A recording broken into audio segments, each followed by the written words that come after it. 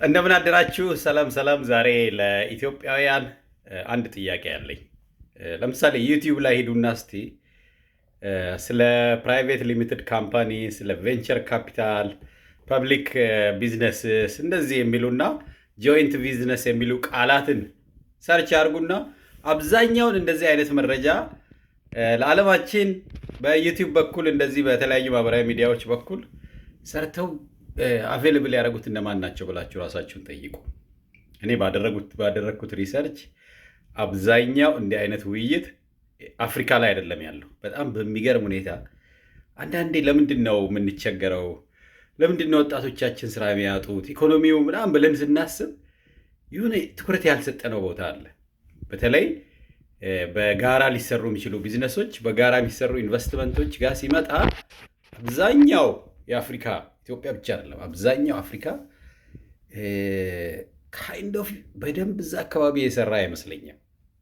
አሁን ይሄ የራሳችሁ ሪሰርች እንድታደርጉ ነው። እንደምታውቁት እኛ ቅርብ ጊዜ ነው እንዲህ አይነት ቶፒኮችን ማየት የጀመርኩት። እኔ በብዛት በጎ አድራጎት ላይ ምናምን ስኮላርሺፕ ላይ ስለቆየን ቢዝነስ በተለይ ሰብሰብ ብሎ አብሮ ቢዝነስ መስራት የሚለው ላይ እውነቱን ልንገራችሁ በግልጽ ሰርቼ አላውቅም። እኔ ለምን እንደሆነ ራሴ ስጠይቅ ሌሎች ጉዳዮች ላይ አተኩሬ ስለነበረ ብቻ ነው እንጂ ሰርቼ መሻሻል ወይም ደግሞ መሻሻል ሊፈልጉ ሰዎች በዙሪያ ስለሌሉ ወይም እኔ ስለማልፈልግ አይደለም። በተለይ ሻል ያሉ ነገሮች ላይ መስራት፣ ተለቅ ያሉ ቢዝነሶችን መስራት፣ ለወጣቶች በዛ ያለ ስራ እድል መፍጠር የሚመስሉ ስራዎችን ማለት ነው። ስለዚህ ኢትዮጵያውያን በአጭሩ በህብረት ቢዝነስ መስራት የሚለው ላይ በጣም ትልቅ ክፍተት ያለብን ይመስለኛል። ራሳችሁን ጠይቁ እስቲ። ምን ያህል ቢዝነስ ላይ ነው የተሳተፍነው? እስቲ ብር አዋተን ሰብሰብ ብለን ምን ያህል አክሲዮኖች ነው የምናውቀው? በተለይ የግብርና ሴክተሩ ጋር ሲመጣ ደግሞ ግብርና ሙያ የተማራችሁት እስቲ ራሳችሁን ጠይቁ። ጤና ሙያ ላይ ያላችሁት በጤና ሙያ ላይ ምን ያህል ተባብራችሁ ቢዝነስ ከፍታችኋል? ኢኮኖሚክስ ባለሙያዎች እስቲ ምን ያህል ነው ተሰብሰብ ብላችሁ የእናንተን ሙያ የሚመስል ቢዝነስ የከፈታችሁት? ይሄ ይመስለኛል በጣም እየጎዳን ያለው ነገር። የብዛታችንን ያህል በጣም ብዙ 130 ሚሊዮን እኮ ስታስቡት በጣም ትልቅ ገበያ ነው። 5 ሚሊዮን 4 ሚሊዮን ይዘው ነው ለእኛ እርዳታ እየሰጡ ያሉት። እናውቀዋለን። ትልቁ ዝሆን ቤት ውስጥ ያለው ትልቁ ሰይጣን ፖለቲካ እንደሆነ እናውቃለን። ነገር ግን ሁሉ ሀገር ደግሞ ያን ያህል እኛ ብቻ ነን ፖለቲካ የቸገረን ብሎ ደግሞ ማማረርም አይ ቲንክ ትርጉም ያለው አይመስለኝም። ኤዥያ ሀገሮች አሁን ብዙ ችግር ውስጥ ያለፉ ሀገሮች ናቸው እንደምንም በርትተው ከዛ ይሄን የምዕራቡን ዓለም መገዳደር የሚችል ኢኮኖሚ ይዘው እየመጡ ያሉት እና እባካችሁ የትብብር አብሮ የመስራት አብሮ ቢዝነስ የመፍጠር እድል እያመለጠን ያለውና ቢያንስ ዛሬ ገና ወጣቶች ምናልባት የኔ አይነቶቹ እነኝህ ነጫጭ ፀጉር ያወጣ ነው ቶሎ ከገበያ እንወጣለን አይደል? ግን ገና ከታች እየመጡ ያሉት አሁን ትምህርት ቤት ላሉት ወጣቶች የትብብርን ቫሊዩ በተለይ ተባብረው ቢዝነስ መስራት በቃ ዳሴ ከማንም ጋር ስራ ሰብሰብ ብለህ ቢዝነስ መስራት ተለማመድ። ወድቀህ ተነሳ፣ ክሰሩ ኦር ዋትኤቨር ኢስ ኦኬ እና ስኮለርሺፕ ፈልገን እንደምናጣው ማለት ነው ኦር ሌሎች ነገሮችም ስራም ፈልገን እንደምናጣው ሁሉ ቢዝነስም እስቲ እንጀምርና እንውደቅ ማለት ነው። ይህንን ነው ለኢትዮጵያውያን በተለይ ደግሞ የኔ አይነት ለሆናችሁት ይሄ ማስተርስ ፒኤችዲ ኦር ዋትኤቨር ተምሬ ያለው እዚህ ዩኒቨርሲቲ ውስጥ ምናምን እያልን ትልልቅ ሲቪ ያለን ሰዎች አለን፣ ግን ለሌላው ስራ እድል ፈጥረናል? እውነተኛ በሙያችን ሰብሰብ ብለን እንደው ጠንከር ያለ ራሱን በራሱ የሚችል እርዳታ ላይ የተደገፈ ከሌ ግራንት ከለቀቀ ኦር ዋትኤቨር የሚባለው ሳይሆን እውነት በራሳችን ጊዜያችንና እውቀታችንን ወደ ገንዘብ ቀይረን ለትውልድ አሳይተናል ወይ የሚለውን እንደ ጥያቄ ልጠይቃችሁ እፈልጋለሁ። እንግዲህ እንደ የስ ኢትዮጵያ እግዚአብሔር ይመስገን 5 ዓመት አካባቢ አይተናል። በጣም በብዙ መልኩ የኢትዮጵያን ዙሪያዬን ብዙ መልኩ አይቻለሁ። ራሴንም ፈትኛለሁ። በዙሪያ ያሉትንም ሰዎች አይቻለሁ። በጣም ብዙ ቅን የሆኑ መስራት የሚፈልጉ ኢትዮጵያውያን አሉ። ችግሩ ምንድን ነው? ሰርተን አልጀመር ነው። በብዛት ብዙ ሰው ሀሳብ ውስጥ ነው ያለው። የመስራቱ ጉጉት ሀሳብ ውስጥ ነው እንጂ ያለው ወደ ተግባር አልቀይረው። ፍቄ እንዲህ አይነት ነገር እኮ ሁሌ ነው የምመኘው የሚለኝ በጣም ብዙ ሰው ነው ያለው። ዘ ኦንሊ ዲፍረንስ ምንድን ነው? ደፈር ብሎ አሁን እኔ እንደማደርገው ለምሳሌ ቪዲዮ እንኳን ሪከርድ አድርጎ ሊንክዲን ለማስቀመጥ ለአንዳንዱ በቃ እንደ ትልቅ ውድቀት ነው የሚሰማው ማለት ነው።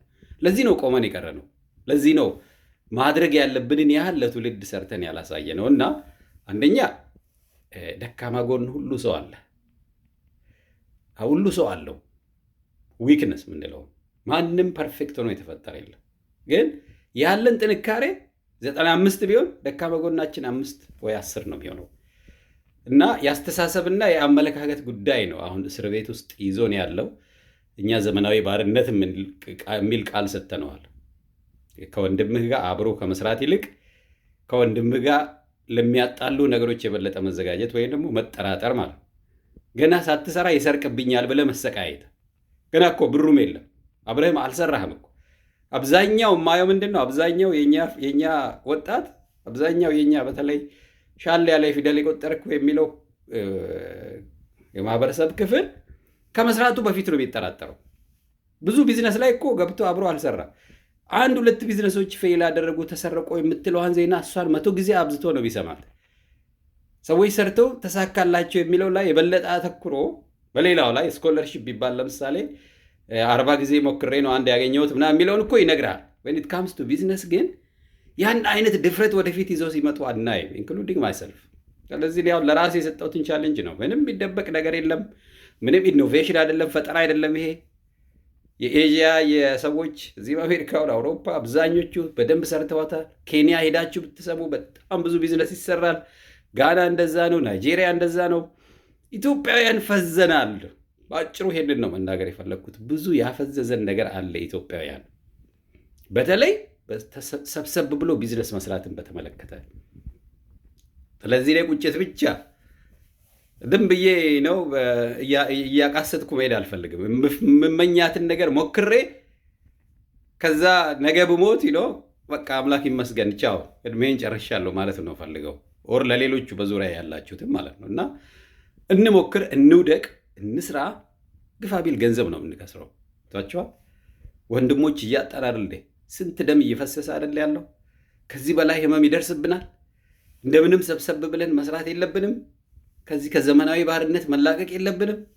እስከ መቼ ድረስ ነው ዝም ብለን እንደዚሁ የእርዳታ ተቀባይ ሆነን የምንቆየው? 130 ሚሊዮን ከ5 ሚሊዮን ህዝብ እርዳታ ሲቀበል ትልቅ ውድቀት ነው ይሄ ለእኔና ለእናንተ ማለት ነው። ይህችን እውነታ መጋፈጥ አለብን። የምንጋፈጠው ደግሞ በቃ እናውቃለን። በጣም ብዙ ህመም አለ፣ ብዙ ፖለቲካ አለ፣ ብዙ ደም መፋሰስ አለ። ማት በቃ ሆኖ ማያውቅ ያላየነው ክፋት የለም።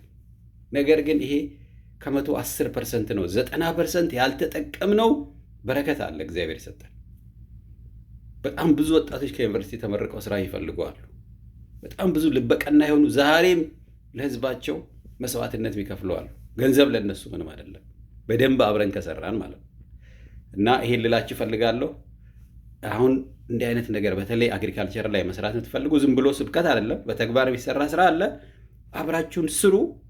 ይሄው እንስራ ብለን ድርጅት ማቋቋም ጀምረናል። ኑ ወደፊት ኑና እንተጋገዝ እና ቢያንስ ብንወድቅ እንኳን ትውልድ ከኛ ይማራል ባይነኝ። እርግጠኛ ነኝ ደግሞ ፈጣሪ ያግዘናል፣ አንወድቅም። ኢትዮጵያ ላይ አይተናል ይሄንን ማለት ነው። መልካም ጊዜ ይሆንላችሁ።